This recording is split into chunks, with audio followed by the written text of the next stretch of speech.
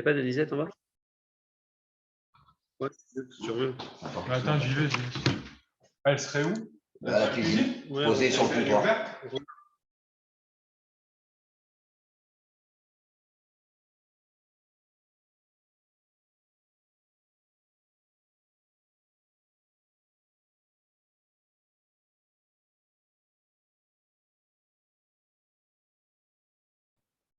Et aussi, il faut mettre le son. On ne t'entend pas. Ah ouais, c'est bon. Désolé, j'avais oublié de le ramener.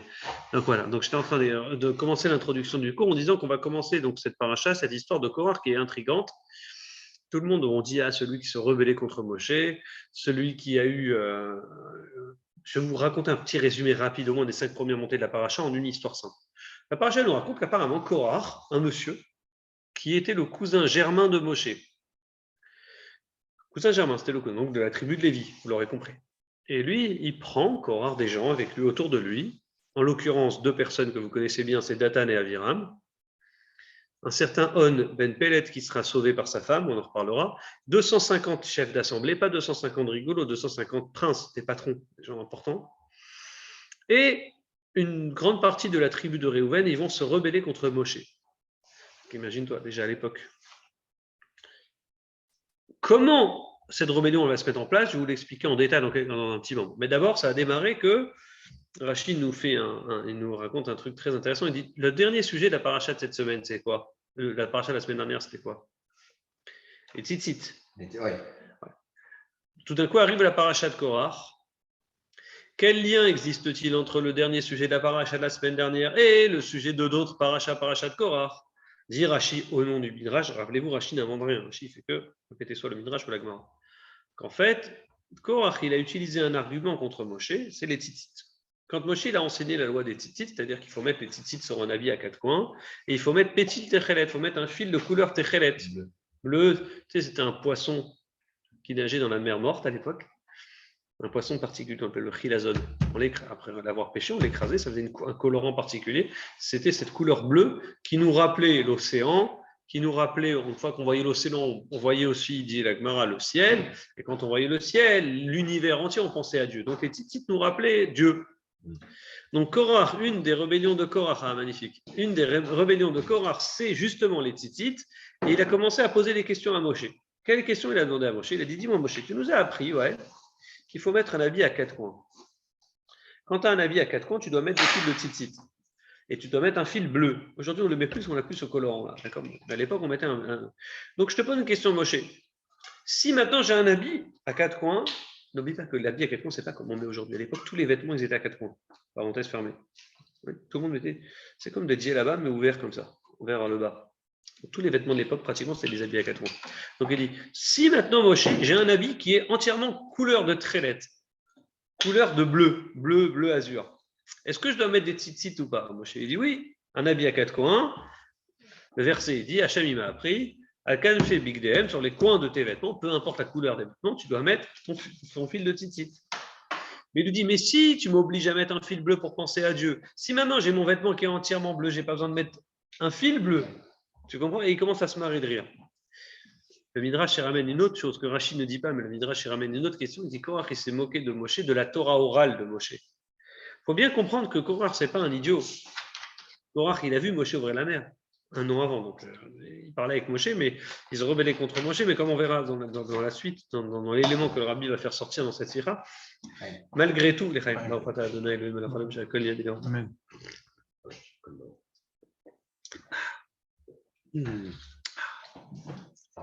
ouais, c'est direct. Alors on dit comme ça. Concentrez-vous dans ce que je vous dis. Le point essentiel ici, c'est que Korach, il vient avec les tzitzit contre Moshe, il pose une question, c'est très drôle, sur la mezouza. Vous connaissez l'histoire de la mezouza. Il dit, dis-moi Moshe, tu nous as appris qu'il faut mettre une mezouza sur le porte de la maison. Si j'ai une maison remplie de Sefer Torah, comme on a, imagine-toi une synagogue remplie tout autour, est-ce qu'il y a besoin d'une mezouza? Toi, tu dis oui, parce que tu as 3400 ans d'expérience, donc c'est facile pour toi. Tu viens avec 3400 ans d'histoire. Mais Moshe, il dit oui, je lui ai dit sur la porte, on met. Mais la mezouza, elle sert à protéger, dit Korach. Si elle sert à nous protéger, quoi de mieux qu'un Sefer Torah dans lequel, chaque Sefer Torah, n'oublie pas qu'il y a la mezouza. Mais tu ne peux pas mettre le Sefer Torah autour de la porte. Tu ne le mets pas autour de la porte, mais puisque la mezouza elle est faite pour protéger la maison, j'ai 50 Sefer Torah qui protègent ma maison. La mezouza remplace le son. Les linteaux. Ah, c'est une autre histoire, ça. C'est l'allusion, tu tires déjà mais c'est pas faux ce que tu dis. Okay. Donc on dit comme ça. Si dans ces cas-là, Korach il dit, tu nous dis qu'il faut mettre un petit parchemin de rien du tout, avec écrit le schéma qui nous protège. Mais si j'ai ma maison remplie d'un rouleau entier, c'est-à-dire avec tout le schéma, Veaya, Tzitzi, tout ce que tu veux, il y a tout, Bereshit Bara Elohim. C'est complet, c'est encore mieux. J'en ai 50 dans la maison. Et Moshe dit oui. Il faut mettre. Et là, il se marre de rire, il se moque de Moshe. Il faut bien comprendre. Il dit Moshe, c'est pas possible. C'est pas Dieu qui nous t'a donné cette Torah. Eux, ils croyaient que Moshe, c'est un chef, ils croyaient qu'il y a eu des miracles, ils croyaient dans les 10 commandements parce qu'ils les ont écoutés, les 10 commandements. Sauf que n'oubliez pas que Moshe leur explique maintenant la Torah orale. Tout ce que Moshe, il fait un cours comme moi je fais maintenant. Ouais, ça peut être le fruit de son invention. Exactement. Tu as tout compris. C'est le fruit de l'invention. C'est sa logique en fait. C'est sa logique, exactement. C'est sa logique. Tu as une Torah, c'est bien Moshe, tu nous sors des bons trucs sympathiques, c'est agréable, mais c'est ta Torah. C'est toi qui nous inventes des. Ça peut être expliqué autrement en fait. Ça peut être expliqué autrement. Ça démarre déjà avec un petit retournement de. Tu dis pas les choses précisément, tu nous inventes un peu à ta sauce. L'élément déclencheur chez Korach, c'est que Moshe, écoutez bien, ça a commencé une histoire politique, toujours. La vie, c'est de la politique. Alors, ça a commencé quoi? Que Moshe, il avait nommé. Donc, Moshe, son père, il s'appelait Amram, Moshe ben Amram, vous connaissez. Amram, c'est le grand frère de la fratrie, d'accord? C'était le grand déjà. Et Amram, c'est le chef des Béné Israël en Égypte. Après la mort de Amram, c'est qui a dirigé le peuple juif? Aaron, le grand frère, toujours le grand frère. Et d'ailleurs, temporairement, ça a été Moshe, à tel point que Moshe, il a été étonné, il a dit à Dieu, mais non, choisis mon frère, Aaron. Il est déjà chef, et en plus, c'est l'aîné. Et Dieu dit, non, j'ai besoin de toi maintenant pour cette mission. Ok. Donc Moshe, c'est le chef. Donc ça a toujours été les grands. Le second, le tonton de Moshe, le second tonton, donc en deuxième, il y avait Amram, le deuxième, c'était Itzhar. Itzhar, c'est le frère de Amram. Itzhar, il avait un fils qui s'appelait Korach. Korach, c'est le cousin germain de Moshe. Le cousin. Oui, ce Korach, c'est son cousin. La rébellion commence à son cousin. Les deux pères, ils étaient frères. Exact. Et Moshe, il avait donc un troisième tonton, plus jeune, dans la fratrie, qui s'appelait Uziel. C'est un peu dur en technique, mais bon, après c'est facile. Le fils, il s'appelait Elitzaphan. Et Moshe, il a nommé donc son cousin, Elitzaphan, le 3. Donc, il a sauté le tour de Korach et il a nommé un poste important. Je ne vais pas vous embrouiller, mais il a nommé un poste important. Chef des Kéati, de la branche des Kéati, pour être responsable, en tout cas en chef, de tout ce qui est transport des objets saints du temple. Et là, Korach, il dit, pourquoi il a sauté mon tour? Moi, je suis le deuxième en position. Mon père, c'était le deuxième frère. Le père de Elitzaphan, c'était le troisième frère. Pourquoi il a sauté mon tour? Il a senti. Il dit, il a sauté mon tour. Pourquoi il a fait ça? Il fait mal. Donc, Moshe, tout ce qu'il faisait, même ça, c'était dirigé par Dieu. C'est Dieu qui lui a dit, tu choisis lui. Et Korach, on l'a sauté son tour. Donc, Korach, il n'était pas bien. Je dis, pourquoi Moshe ne m'a pas choisi? Il s'avère que Korach, c'est un homme riche. Il n'était pas seulement riche, il était puissant et c'était un homme très sage, il était populaire. Donc il dit, pourquoi d'après toi, Moshe, il ne m'a pas choisi? J'ai peur. Il prenne la place. Et voilà, tu as compris. Moshe, il s'est dit, genre, il ne m'a pas nommé, il a sauté mon tour parce qu'il a peur de moi, genre. C'est comme un rabbin dans une synagogue, il ne fera pas parler à un grand rabbin, il aura peur que le grand rabbin lui prenne sa place, tu vois ce que je veux dire? Mais comment des hommes aussi haut niveau de la Torah, ils pensent comme ça?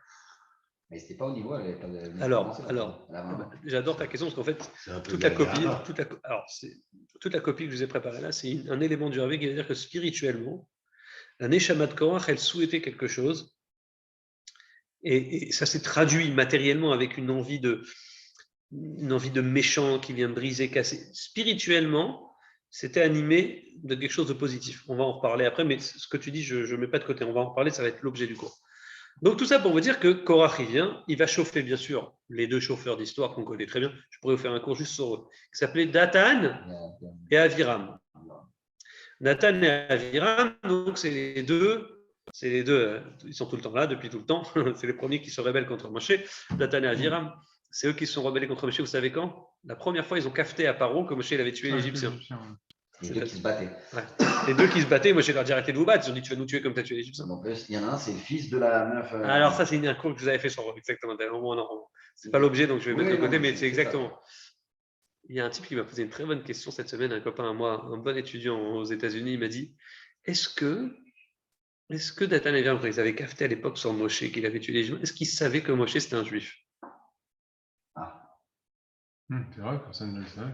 C'est-à-dire, si tu trahis un frère à toi, Si tu trahis un goy, c'est pas grave. Non, si tu dénonces, si tu dénonces, non, c'est tu dénonces un frère à toi, Moi, je suis très c'est grave, c'est Moser. Moi, c'est Moser. À l'époque, comme dit notre ami, on les finissait au miglé, n'est-ce pas? Qu'est-ce qu'on fait maintenant? Est-ce que quand ils ont cafeté à Paro, on a vu Moïse, ce monsieur-là, votre fils, tuer les Égyptiens? Peut-être qu'ils ne savaient pas que c'était un hébreu. C'est pour ça d'ailleurs qu'il n'y a pas eu de conséquences contre eux. En tout cas, en tout état de cause, ce Dathan et Aviram, c'est des cassos, c'était des gens importants en fait aussi, des riches, des populaires, ils étaient de la tribu de Réhouven. Et Réhouven, d'après vous, c'est quoi? C'est l'aîné des fils. Donc eux, ils disent, nous, on est notre grand-père, c'était la tribu de Réhouven, et nous, les Réhouven, on est les aînés. Nous, on aurait dû avoir un pouvoir. On n'a rien eu. Nous, en tant que fils descendants d'aînés qui est Réhouven, on n'a rien, nous, alors que nous, on est riches, on est populaire, on a de l'argent, on a Dathan et Aviram, c'est des gens puissants. On n'a rien reçu. Qu'est-ce qu'il va faire Korach? Il va amasser autour de lui tous les râleurs de service. Chacun avec des raisons différentes. C'est la force d'un petit voyou. Toi, t'es pas content? Pourquoi? Pour ça, ouais, c'est à cause du chef. Toi, t'es pas content pour une autre? Ah, ouais, c'est à cause du chef. Il va monter son parti. Et là, il a réussi à monter chacun avec une raison différente sur un point précis, c'est Aaron contre Moshe et Aaron. Ce qui est très important, donc Korach, d'abord, on a compris lui par quoi il était animé. Il a pris Dathan et Aviram, qui eux, ils sont issus de Réhouven, l'aîné des fils de Yaakov, et eux, ils n'ont rien eu comme poste, les aînés. Réhouven, il n'a rien eu. Donc, ils vont prendre une bonne partie de la tribu de Réhouven, 250 chefs d'assemblée, des gens importants. Et il va se rebeller contre Moshe. Et c'est pas fini. Beaucoup de gens de la tribu de Lévi, la propre tribu de Moshe. Et ils vont dire à Moshe, et Korach, il ne parle pas beaucoup, on ne le voit pas apparaître. Dans la paracha, il n'y a pas un mot qui est dit au nom de Korach. Très intéressant, à part une phrase. Et c'est la phrase qui va être dite dans la paracha que vous avez dit dans la première montée. C'est Moshe, vous avez trop pris, toi et Aaron. Donc, quand on regarde le cheminement de sa pensée, il se dit, s'il a choisi le petit cousin, il m'a sauté mon tour, c'est que c'est politique, il a eu peur de moi. Dans ces cas-là, j'ai une question. S'il a choisi son frère comme Cohen Gadol, Piston. Pourquoi il a choisi son grand frère Aaron? Le poste de folie, c'est grand prêtre. Comme par hasard, il choisit son propre frère. Bizarre. Si je pousse maintenant, imaginons, je fais mon Korach maintenant, je te dis, je te prends 2000 personnes autour de moi. Et attends, pourquoi on construit le temple? Pourquoi on a construit le Mishkan? Pour se faire pardonner de la faute du Vaudor. Ouais. Et c'est qui a construit le Vaudor? C'est Aaron. Il prend Aaron, qui a construit le Vaudor, comme poste le plus important dans le temple pour travailler dans le temple, alors que c'est lui qui a fait le Vaudor. Nous, on n'a rien fait. Nous, la tribu de Lévi, rappelle-toi, Parachat Kitissa, nous, on n'a rien fait, les Lévi'im. C'est pour ça qu'on a été choisi comme tribu de Lévi, pour servir Dieu. Qui le dit, c'est pas lui qui a pris. Mais oui, mais toi, mais tu vois les chefs qui disent c'est Dieu qui m'a dit, Dieu qui m'a dit. Ok, jusqu'à où tu vas dire Dieu, il m'a dit? Donc, ça, si il a choisi le petit cousin, c'est n'importe quoi. Si maintenant il a choisi même Aaron, en fait, même ça, c'est une douille. C'est une arnaque. Ouais. Donc, dans ces cas-là, même la Torah que Moshe nous enseigne, la Torah orale, même ça, il nous raconte un peu des salades, il nous raconte un peu à sa tête. Exactement. Donc, quand tu commences à rentrer dans le cheminement du bonhomme, tu commences à comprendre jusqu'à où il va. Donc, il remet en question le poste de Moshe. Il va chauffer beaucoup de la tribu de Lévi en disant, mais pourquoi vous êtes que Lévi? Vous pouvez être Cohen, vous, demain, si vous voulez. À quoi ça sert? Soyez Cohen, c'est 10 fois mieux d'être Cohen. Pourquoi vous n'êtes que Lévi? Prêtre dans le temple, c'est mieux. Et Cohen Gadol! On veut tous être Cohen Gadol, Cohen Gadol. Ah, comment on fait? On fait un tour, c'est quoi? On fait un tour. Pourquoi c'est toujours le même qui fait la prière à la synagogue? Pourquoi c'est toujours le même qui fait le discours à la synagogue? Faisons un tour. T'imagines comment c'est populaire de balancer un truc comme ça? Faisons un tour. Chaque semaine, chacun fait un discours. Plus de chef, plus de rabbin, plus de personne qui est au-dessus de nous. On fait un tour de Cohen Gadol. Nous, la tribu de Lévi, on est tous une élite. Donc faisons un tour, chacun un tour de rôle, il devient Cohen Gadol pendant 24 heures. T'imagines le top? Donc les Lévi'im, ils sont tombés dans le panneau. Ils ont suivi. Donc ça s'est pris doucement. D'abord, le Lachon Hara, ça commence un petit peu. À partir de là, donc, ils s'amènent tous devant Moshe. La paracha, elle commence. Korach, il a pris les gens. Donc, c'était Dadan, Aviram, la tribu de Lévi, 250 personnes, une partie de la tribu de Réhouven. Ils sont tous autour de Moshe, chacun avec des raisons différentes, animés soit de rage comme Korach ou Dadan et Aviram, soit de jalousie ou soit juste d'envie. Et ils viennent dire à Moshe, on veut être Kohen Gadol. Et Moshe, le premier réflexe, il dit, mais vous êtes trop. Vous voulez tous être Kohen Gadol, c'est pas possible. D'ailleurs, vous vous plaignez quoi quand il dit on a Mais ils étaient les Lévis. Ils sont pris 250. Non, le chef d'assemblée. Tribu de Lévi, la Torah ne nomme pas, elle ne dit pas combien de chiffres. Elle dit il y a eu une partie des gens de la tribu de Lévi. Combien la Torah ne nomme pas? Pas tous. Et elle dit combien? Alors Moshe, il a une phrase. Donc Korach qui vient avec un argument, il dit Madoua, écoutez bien, Titnaseou, Alkea, la chef. Pourquoi vous vous élevez sur l'assemblée de Dieu? Pourquoi toi et ton frère, vous croyez au-dessus de tout le monde? Pourquoi vous prenez des patrons? Pourquoi vous pensez que vous êtes au-dessus?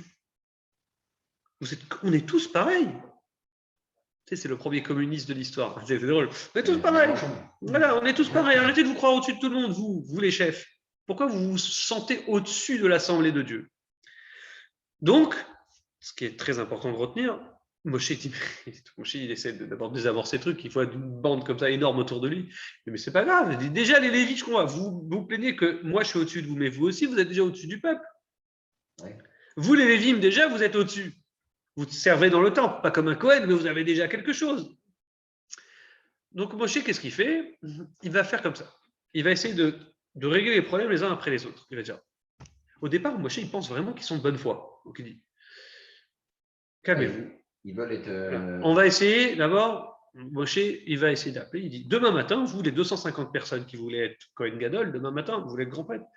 Venez avec vos pelles, vos pellettes, pour être Kétoret, pour être Kohen Gadol, un grand prêtre. Le travail, la seule chose que le Kohen Gadol, c'est son, comment dire en français, c'est son précaré, c'est son, comment dire, son truc à lui, c'est les Kétoret. C'est les Kétoret qui lisent ses enfants. Avant Shacharit, avant Mincha, on lit les Kétoret qui nous rappellent les encens qu'on faisait dans le temple. Avant de faire les sacrifices, on faisait les encens. Donc ces Kétoret-là, c'est un travail exclusivement réservé au Kohen Gadol.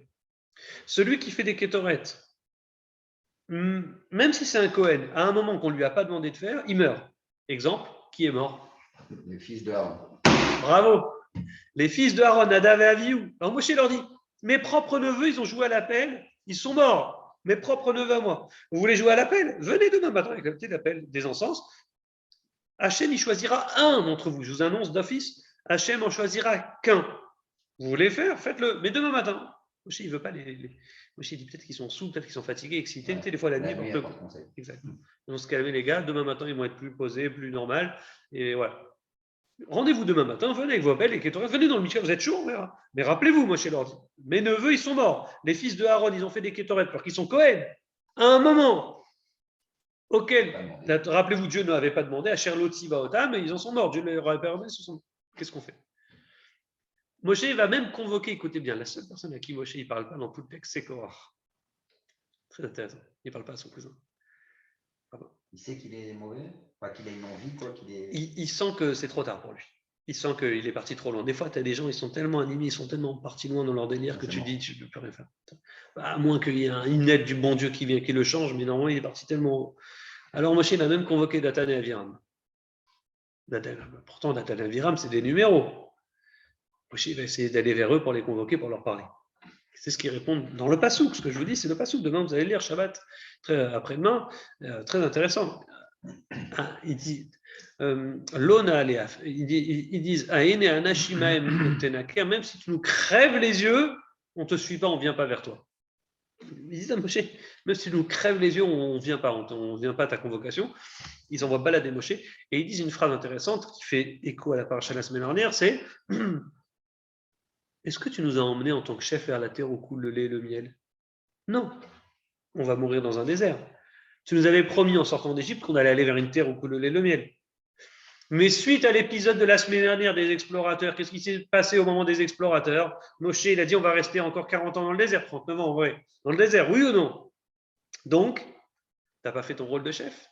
Tu n'as pas tenu parole. Moshe, il a juste sauvé la vie. Hein. Hachem, il a décidé de tous les tuer. Moshe, il a juste... Mais il dit, tu nous as pas, nous, on va mourir dans un désert.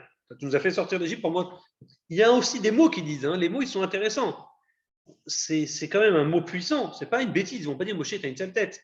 Et Moshe, tu ne nous as pas emmenés vers la terre que tu nous as promise, la terre où coule le lait et le miel. Donc maintenant, même si tu nous crèves les yeux, on ne te suit pas. On reste ici. On vient pas. On fait confiance. Exact.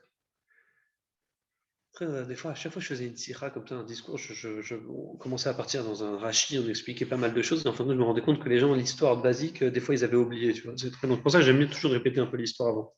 Donc, je vous disais. Ils ne veulent pas suivre. Ils veulent pas tu nous suivre. crèves les yeux, on ne vient pas. Donc le lendemain matin, là, c'est un moment important. À nouveau, donc le lendemain matin, 250 personnes, ils arrivent avec leur pelle pour être Kohen Gadol. Je pensais que vous alliez me poser une question que le rabbi va soulever. C'est très, très intéressante. Moshe, il leur dit, il y en a qu'un qui va être choisi. Ils sont combien? 250, enfin plus, Donc qu'est-ce qu'ils croient à ce moment-là? qui vont faire un vote. Ils pensent que Dieu va en choisir un ou Ouais. les 250? Non, je pense ils pensent qu'ils se disent, ok, il y en a un de vous qui va être. Donc, Et les autres, il va se passer quoi des autres Moshe là? Ouais. Et donc, Il pense qu'il ment. Moi, je vais embêter. et pourtant, il y a bien un Kohen Gadol. Ah, toi tu dis, il pense que Moshe il bluffe. En gros, il leur sort une envoi pour les calmer. Ok, on va en reparler. Alors, avançons un petit peu. Donc, Moshe, il les convoque, les 250. Et le lendemain matin, ils arrivent avec leur pelle. Il n'y en a que un. Alors, c'est très intéressant parce qu'on a un parallèle entre une gentille, une bonne femme, une femme qui est extra, qui peut monter son mari très haut, et une femme qui peut enterrer son mari vivant. C'est qui? On dit Korach. La femme de Korach, la femme de Korach, on dit, elle a C'est elle qui l'a elle a sauvé. bien chauffé son mari à fond. Elle a enterré son mari vivant parce qu'il va mourir enterré vivant. On va en reparler après. Mais il y en a un dans la banque qui s'appelait On, monsieur On Ben Pellet, au début de la paracha. Ouais, c'est Et sa lui, il femme va être qui l'a sauvé sauvé. par sa femme, exactement. Qui va Sa femme, l'empêcher elle dit, tu ne vas pas te rebeller contre Moshe, tu fais n'importe quoi, elle va le massacrer gentiment. Et quand elle verra qu'il ne veut pas, il est entêté, elle va lui donner à boire un peu de lait, machin, de lait, du soif, après du vin, elle va l'endormir avec de l'alcool, elle va endormir la nuit, il va dormir le lendemain matin, et le lendemain matin, il va dormir, et quand ils vont aller chercher leur pote, elle va dire, ah, mon mari, il n'est pas là, je vais tranquille. Ils vont partir. Ficha. Il y a un nez de femme comme ça, tu vois. Ouais. Elles sentent un truc. Donc, tout ça pour vous dire qu'en fin de compte, très intéressant, et là, comprenez-moi bien, ça devient important. Korach, il vient avec ses copains, et là, Moshe, il s'approche une dernière fois à Vazatan Vaviram pour essayer de les sauver. Il refuse.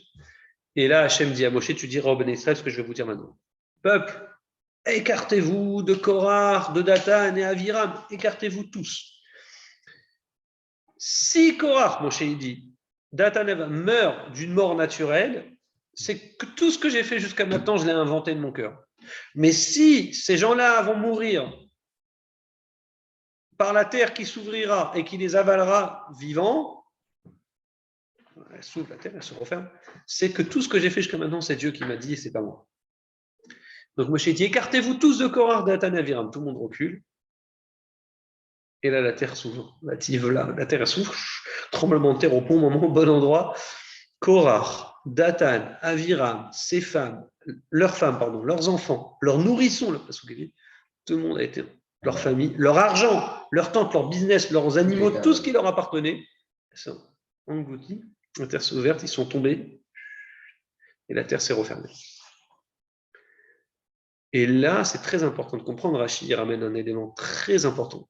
Très, très important. Korach, c'est le symbole d'une marloquette, d'une histoire qui n'est pas les Shem Shamaïm, mais qui n'est pas pour Dieu. Nous, chez nous, les Juifs, on aime la marloquette, on aime l'action, on aime la discussion. Quand on n'est pas d'accord, Ravi dit comme ça, l'autre il dit comme ça, l'autre, chacun, rabbin, il va dire un peu comme il veut. À la fin, non, ça va être houleux le débat. Mais à la fin, c'est tranché. Korach, c'est le symbole de quelqu'un qui fait une marloquette, pas les Shem Shamaïm, pas pour Dieu. C'est une marloquette personnelle contre Moshe. Donc, Korach, sa femme, ses enfants, pas tous ses enfants, Datan et Aviram et leurs nourrissons, leur argent ont été engloutis dans la terre. Et la marloquette, elle est plus grave que tout regard. Un type qui fait de la marloquette, un type, par exemple, normalement, Hachem, quand il punit un homme qui fait une avéra, il punit un homme qui fait une avéra parce que lui, personnellement, il a fait une avéra, mais Hachem, il n'a pas à punir les enfants. Jamais on a vu une chose pareille. Hachem ne punit pas, dit Rachid. C'est la 4e génération, il punit. Non, c'est-à-dire qu'il garde, il est en mémoire. Au contraire, ça c'est gentil de la part de Dieu. C'est-à-dire que toi, tu as fauté, avant de t'envoyer la gifle, il retient jusqu'à 2e, 3e, 4e génération, il attend. Et si les enfants, ils continuent la faute des parents, c'est-à-dire qu'ils peuvent réparer. Au contraire, c'est gentil de la part de Dieu. C'est-à-dire que Dieu, il retient son coup. que là, Hachem, il tue tout le monde. Ah, pourquoi? Parce que c'était perdu d'avance. Dieu dit c'est une marque locale. Il ne supporte pas la marque. Ceux qui font des histoires, des disputes, ces gens-là, dans la terre, direct. C'est-à-dire que même les bébés, c'est-à-dire que jamais Hachem, il punit des bébés pour rien. On voit que les bébés, ils sont morts ici. Les bébés, ils sont morts, les bébés de Korach, de Datan et Aviram, etc. Peut-être pour donner une leçon aux autres aussi. Pour qu'ils voient que ceux qui se rebellent contre Moshe avec des arguments. C'est sûr, mais pourquoi tu punis? C'est sûr que c'est ça la réponse. Mais pourquoi tu punis des bébés? Pourquoi tu punis des bébés? Ils disent que Pour dire que tu fais disparaître vraiment toute ta génération, enfin toute ta famille. Donc, tu ne vas pas aller te rebeller pour rien. Il y a certains enfants de Korach qui ne sont pas morts, on en reparlera. Mais ce que je peux vous dire de très important par rapport à ça, ce sujet-là, c'est que là, c'est juste la première étape. Donc, quand on vous parle de la terre qui s'est ouverte, qui a englouti tout le monde, ce n'est pas tout le monde, c'est que Korach, Datan et Aviram. Dans un second temps, rappelez-vous, on a 250 personnes avec l'appel. Ils sont là en train d'attendre d'être Kohen Gadol. Là, il y a un feu qui descend du ciel, comme avec Nadav et Avihu, les neveux de Moshe qui descendent. Ils sont tous là à attendre d'être Kohen Gadol. Et là, les 250 personnes meurent brûlées vivantes, brûlées, massacrées. Parce qu'ils ont joué à l'appel, avec le feu, ils ont joué au feu. Moshe et Aaron, ils ont été brûlés. Là, vous croyez que l'histoire elle est finie? En tout cas, pour eux, oui, ils sont morts. Oui, pour eux. L'histoire de la paracha, elle ne finit pas là. L'histoire de Korach, la paracha, elle va se finir au moment de la 5e montée. Cette 3e partie, elle est plus dramatique que toutes les autres parties. Il va se passer que, suite à ça, et là, le peuple va se rebeller contre Moshe. Encore? Et cette fois, c'est une masse de gens qui viennent. avec tout ça. Et attends, pourquoi? Et ils vont venir avec un argument. Tout ce que oui, encore, c'est choquant. Mais bon, ils sont restés aussi 40 ans dans le désert. Mais d'accord, ils viennent voir 250 personnes mourir d'un feu qui descend du ciel parce qu'ils. Ah, mais qu'est-ce qu'ils vont dire? Ah, bravo, bravo, mais qu'est-ce qu'ils vont dire? C'est Moshe qui a fait ça. C'est Moshe qui leur a dit de venir. Moshe, c'est un criminel. Moshe, tu as tué les mots qui vont dire Atem, Amitem, et Amachem. Les mots.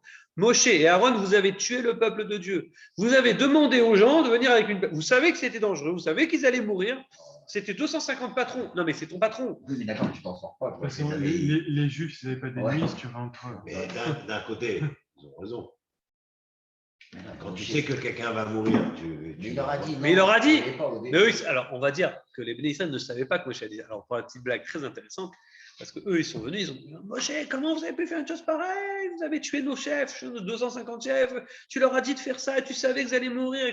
Non, non, Moshe, il a vraiment bien fait, il a prévenu, il a dit ce qu'il fait. Vous voulez être Kohen Gadol, mais c'est pas possible, il n'y en aura qu'un qui sera choisi. Et au moment où ils finissent leur plainte, là, il se passe le drame où Dieu ne demande pas à Moshe, je vais tuer, pas tuer, demande-moi pardon, il n'y a pas de pardon cette fois. Commence une épidémie. Mais une épidémie, c'est bon. Une épidémie puissante. Une épidémie, pas une épidémie de Covid qui tue au bout de quelques semaines ou quelques mois. Une épidémie de Covid, une épidémie qui vient, commence à tuer les gens, les uns après les autres. Les Juifs meurent et tombent comme ça, on ne sait pas comment, une épidémie qui les tue. On retrouvait des morts un peu partout. Ils viennent se plaindre. Moshe, il y a des morts partout.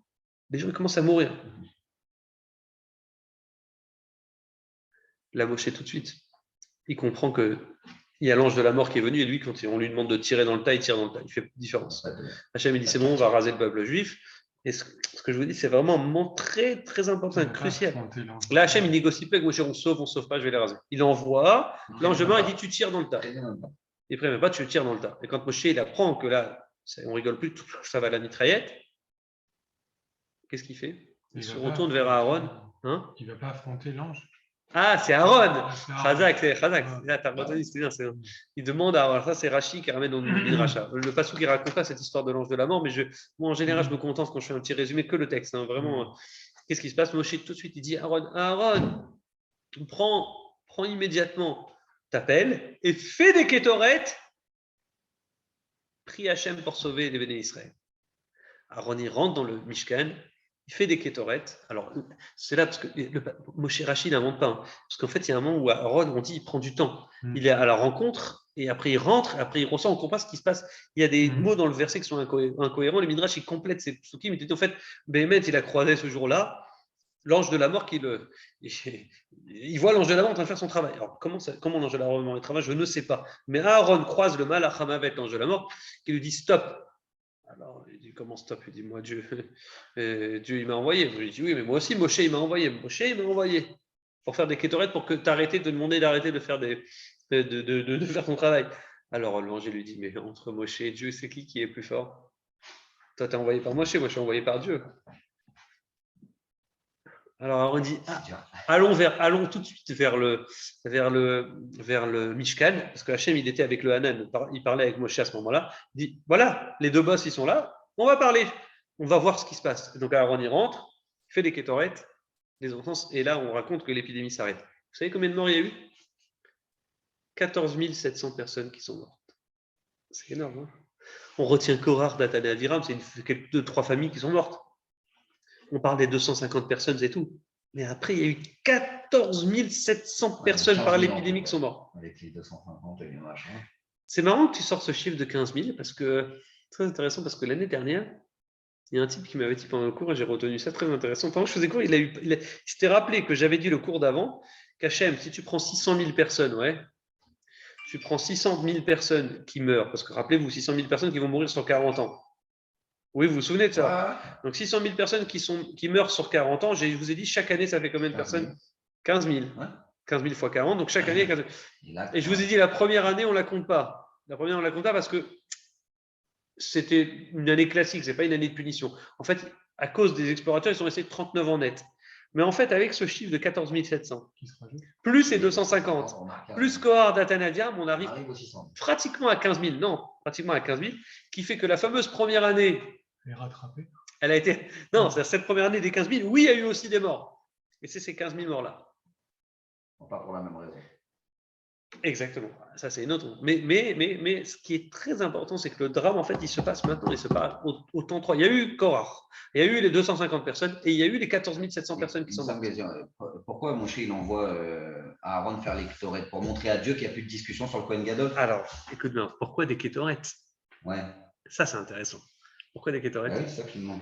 Hachem, il rend un grand service à ce moment-là.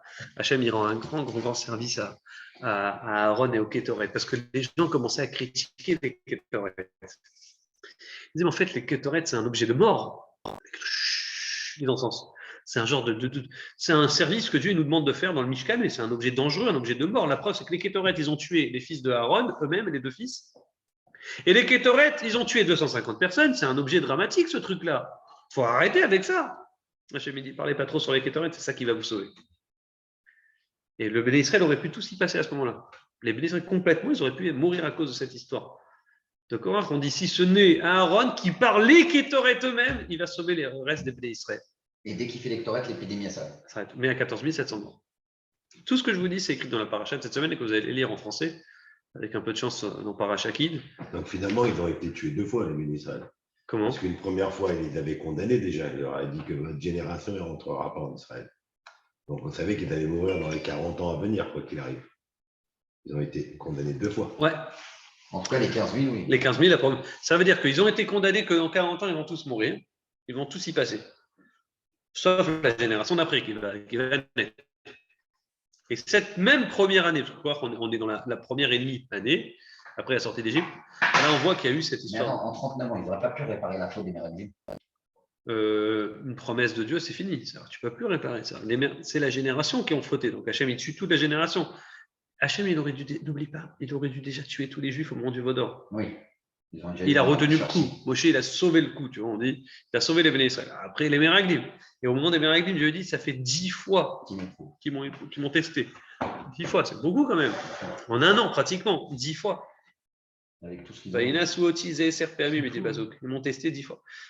Alors, ce qui est très important dans cet épisode, c'est que oui, maintenant, on a l'impression, là, je vais revenir sur le cours pour Yitzhak, on a l'impression qu'effectivement, c'est tous des voyous, tous des méchants. Et pourtant, on sait que Korah, non.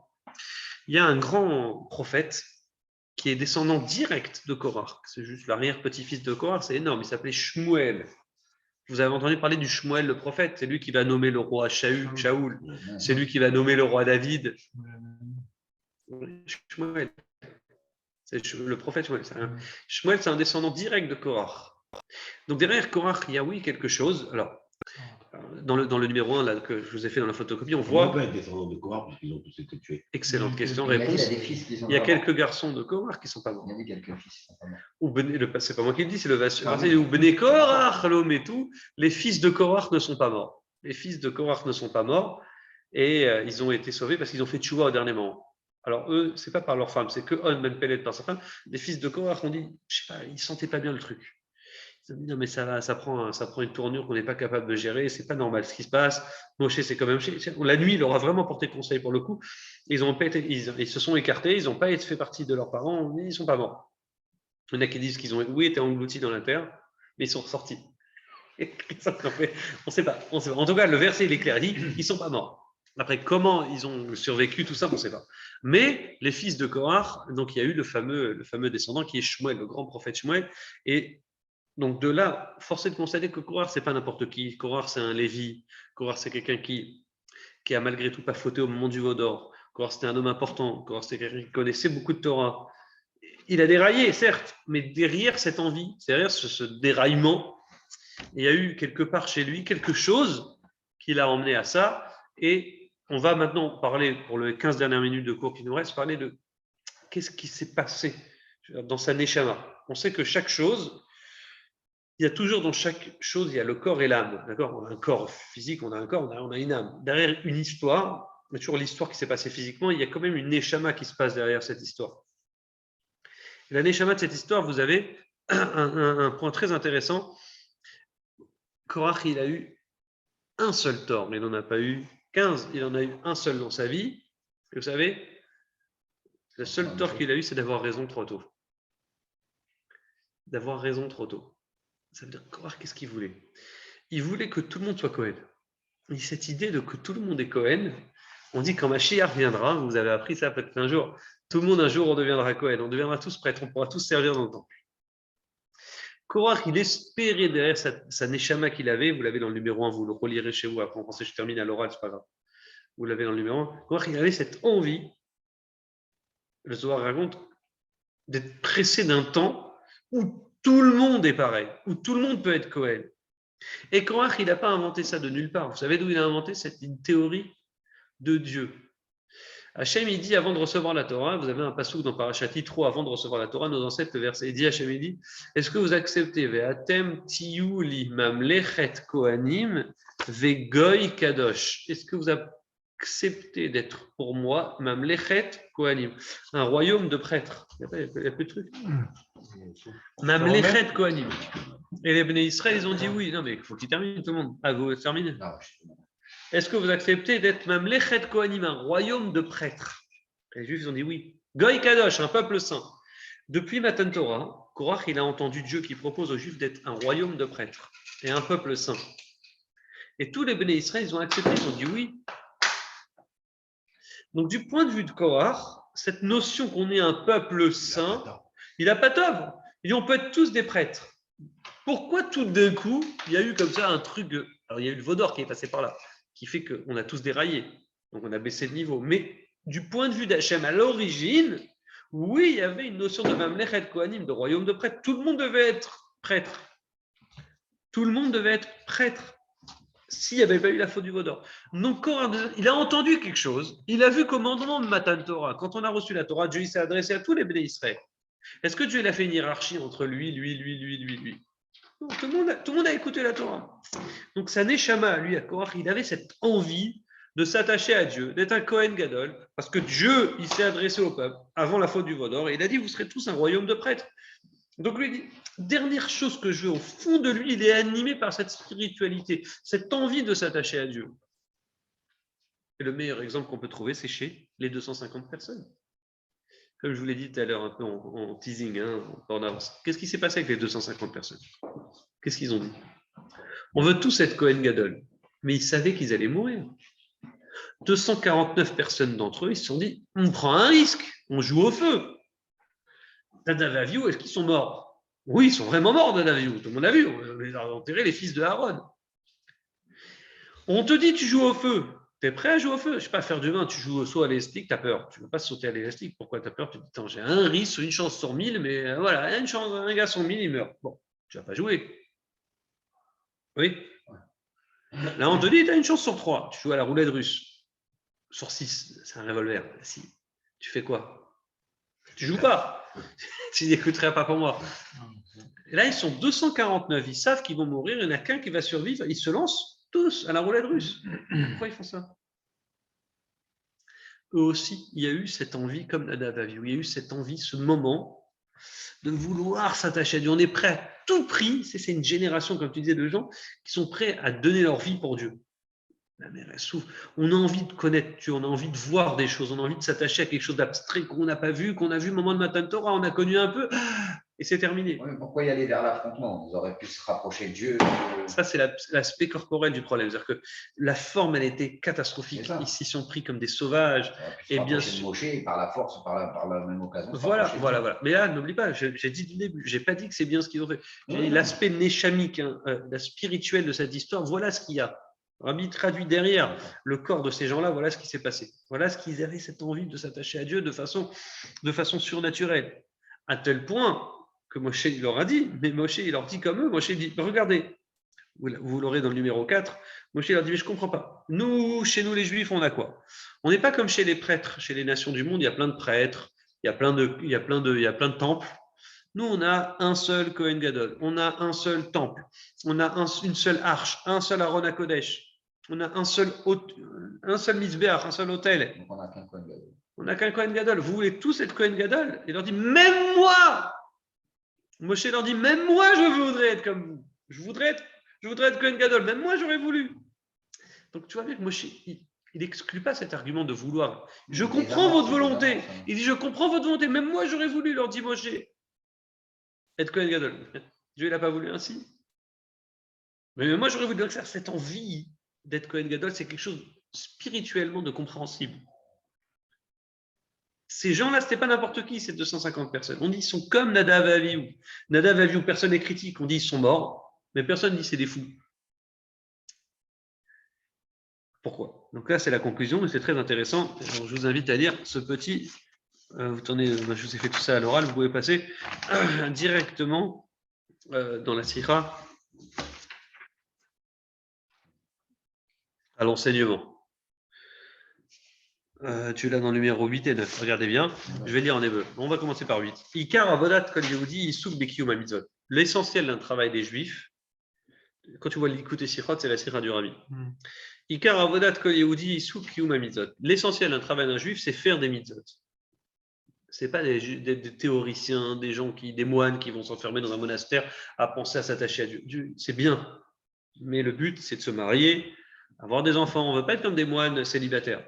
Marier, oui, physique, c'est physique un mariage. Les enfants, c'est physique. La vie, c'est physique. Le travail, c'est physique. Et pourtant, Dieu, il veut qu'on fasse des mitzvot. On arrive à faire ce qu'on appelle dira betartonim, une maison pour Hachem en bas. Pour créer une maison, tu es obligé de mettre ta main dans la bouche, tu es obligé de travailler physique. Tu ne peux pas dire, il n'y a rien à faire. Ça vient tout seul. Moi, je me suis un moine, je vais dans un monastère. Il y a certaines personnes rares. Il y en a certains qui ont ce droit-là, d'être maré Torah, des maîtres de Torah qui sont un peu au-dessus, qui ne sont pas attirés par la matière, peut-être même qu'ils ne se marient pas, peut-être même qu'ils n'ont pas d'enfants, il y en a très peu, mais il y en a. Mouvdal minyan c'est pas ces gens qui sont séparés du monde, ils ne vont pas manger, boire, dormir comme tout le monde, ils dorment peu, ils mangent peu, le monde ne les attire pas, et tant mieux, il en faut. Peu, mais il en faut. Avodat à Kohen Gadol, et ça c'était le travail du Kohen Gadol, Dvekut Ba'Hashem, il était attaché complètement et donné, transmis à Dieu, Bofen Shel Messirut Nefesh. Mais il dit, ça ne doit pas être, le Rabbi dit, le travail de chaque juif. Le travail de chaque juif, ça doit être des juifs classiques, des juifs qui ont Torah Mitzvot, physique. Les autres, il y en a très peu, oui, ils peuvent être dans ce cadre-là, très peu. Arkol Yehudit, ça arrive qu'il y a Drotse Bekar, et là c'est magnifique. Mais quand même, tous les juifs, l'enseignement qu'on peut tirer, etc., il doit être comme ces 250 personnes et comme Korah, d'avoir envie, mais rester au stade de l'envie. Magim l'ishlimuta avodat, c'est quand on arrive à la perfection du travail, c'est quand tu as envie. Ça veut dire, tu peux être un juif physique qui travaille, qui fait, mais quand tu as envie, le type dit, l'exemple qui me vient maintenant à l'esprit, c'est, quand j'arrive à ma retraite, mon rêve, je vais au Minyan le matin, tous les matins, j'étudie, je fais mon cours de Torah 3 heures, je fais de la Gomara que je n'ai jamais fait toute ma vie. Il a envie. Ouais. Dieu, il n'a pas envie que tu arrêtes ton travail maintenant. Ouais. Dieu, il n'a pas envie que tu te mets à faire études. Mais le fait que tu aies envie. Mais là, l'envie qu'ils avaient, ce n'était pas ça. Ils ne voulaient pas participer, ils voulaient être. Ils avaient envie d'être. Ils avaient envie d'être ces maîtres-là. Mais c'est comme si, là, je reprends ton exemple, c'est comme si le mec dit, moi, à la retraite, j'ai envie d'être le rabbin. Oui. Non, alors le rabbi, qu'est-ce qu'il fait? Il extrapole. Il dit, tu vois, cet enseignement, on voit que leur envie n'était pas mauvaise. Après, la forme, comment ils ont fait tout ça, c'était une catastrophe. Mais leur envie, dans le fond, c'était une envie de spiritualité. Donc, quel enseignement on peut tirer? Apprendre que pas tout le monde peut être comme Moshe. Tu ne seras jamais comme Moshe, tu ne seras pas Kohen Gadol. Avancer dans l'histoire d'Hachem. S'approcher vers Dieu. Donc, il dit le fait d'avoir envie, si tu restes juste au stade de l'envie, c'est ça le travail. C'est avoir envie, tu dis un jour, moi j'aimerais me poser tous les jours et étudier. Et si tu arrives à te créer cette envie d'un jour d'être un maître de Torah, d'étudier, même si tu sais concrètement aujourd'hui tu ne peux pas, le fait d'être dans le stade de l'envie, alors à ce moment-là, Il faut s'arrêter. c'est bien. C'est-à-dire que, écoutez bien, c'est le Baal Shem Tov qui dit ça, c'est dans le numéro 9. Vous l'avez là, dans le numéro 9, regardez, c'est la conclusion. Bimkom Sheretzono Shel Adam Sham Unimtsa. Là où se trouve la volonté d'un homme, c'est là où il se trouve. Ça veut dire, si tu as cette envie-là, je répète la phrase, le Baal Shem Tov, il dit, l'endroit où un homme il a envie de certaines choses, le type il dit, je crève d'envie de manger du pakachère, je crève d'envie d'aller en vacances, faire des bêtises. Je n'ai pas fait, j'ai juste eu envie. Tu as envie, c'est là où tu es. Alors, si tu as envie de bizarrement de bêtises, c'est comme par hasard, c'est l'air de rien. Ta tête, tu es là-bas, donc tout ton corps y est. Tu es à 2 doigts de flancher, certes, tu n'es pas encore flanché, mais tu as envie, c'est de mauvais signe. Donc il dit, dans l'autre contraire, quand tu as envie des fois, quand tu as envie, sers-toi de choses positives, tu as envie très fort, un jour la retraite, je ferai Torah, mitzvot parfaitement, je me poserai, je ferai mes cours, je ferai mon minyan le matin, même si concrètement tu ne peux pas le faire maintenant au moment où on parle, c'est quand même positif. C'est-à-dire que si tu as envie de cette chose-là, c'est que tu y es. D'autres le feront à ta place. Mais toi, tu es, c'est-à-dire que tu es à la bonne place. Tu as envie, tu soutiens, tu es derrière ces choses-là. Et ça, c'est l'enseignement qu'on peut dire. C'est-à-dire, Korach, sa volonté, elle était bonne. Au fond des fonds, sa neshama, elle était attirée par ces choses-là. C'est pour ça qu'il y a eu un grand prophète qui s'appelle Shmuel, qui va descendre de Korach. Mais concrètement, comment il s'y est pris? C'est sorti une catastrophe. Il y a eu 15 000 morts fin de l'opération. Mais il n'a pas su contrôler cette envie-là. Mais l'envie en tant que telle, elle n'est pas mauvaise. Ça, c'est l'enseignement qu'on peut tirer. C'est beau, non? Ouais, il ne l'a pas géré, quoi, en fait. Lui, il s'est laissé dépasser par ses… Il a créé un monstre qu'il n'a pas été capable de gérer, en fait, à la fin. C'est vrai, quand tu regardes les psugim, ça, j'avais envie d'en reparler Shabbat demain. C'est qu'on voit comment il n'intervient plus après. Il a créé un monstre. Après, une fois que c'est passé au-dessus, c'est trop fort. Il a créé un monstre. La vague est haute, après, il ne peut plus. Il peut plus gérer. Il ne peut pas faire marche arrière. Tellement tu as parlé d'après, après, tu fais quoi? Voilà. Bon, les amis, c'était un vrai plaisir d'étudier avec vous. Lévi et Chaim. Très sympa. Chazak ou Baruch. Si tu as des questions, c'est maintenant. Hein. Bon, pas de questions. Chers amis, Shabbat Shalom. Mieux qu'il y a des femmes bien et des femmes bien. Non, c'est pas qu'il y a des femmes bien. C'est qu'il y a des femmes super qui tirent leur mari vers le haut et des femmes catastrophiques. C'est-à-dire que ça dans les deux. Ça veut dire que non, ça veut dire Le mari non. change, je te jure, ça dépend. Une femme, elle peut s'adapte. tirer vers le Exact. bas, elle est ouf. C'est vrai que la femme, Même si tu es bien sur une base. Chers amis, à Good Shabbat, rendez-vous Shabbat, grand Iloula du Rabbi Gimel Tammuz. Ouais.